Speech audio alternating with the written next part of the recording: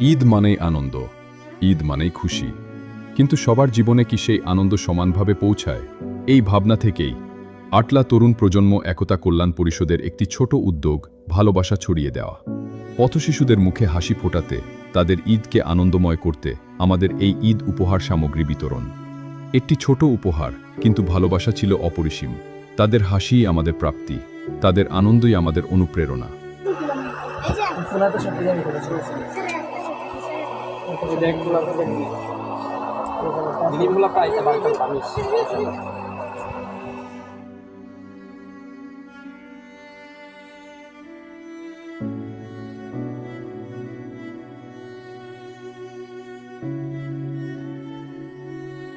আসুন আমরা সবাই মিলে অসহায় মানুষের পাশে দাঁড়াই।